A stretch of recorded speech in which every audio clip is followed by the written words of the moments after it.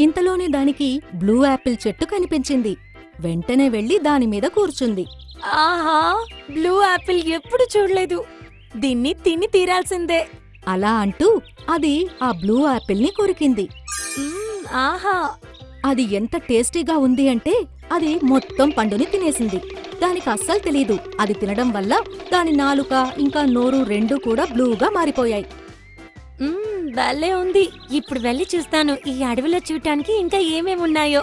అలా అంటూ అది ముందుకు వెళ్ళింది. అప్పుడే ఒక పెద్ద రాబందు దాన్ని చూసి ఇలా అంది.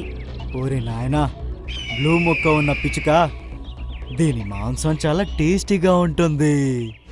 ఇంకోవైపు కోతేమో అక్కడున్న పిచ్చుక దగ్గరికి వెళ్ళింది. అది చాలా కంగారు పడుతూ కనిపించింది. ఈ మీను చెప్పా పెట్టకుండా ఎక్కడికి వెళ్ళిపోతుంది? కానీ ఈ అలవాటుతో నేను విసిగిపోయాను. అడవి మొత్తం వెతికేశాను. ఇంకా తనని ఎక్కడైనా వెతకను. అరే ఇలా చూడు, నీ మీను రహస్యమైన అడవి వైపు వెళ్ళిపోయింది.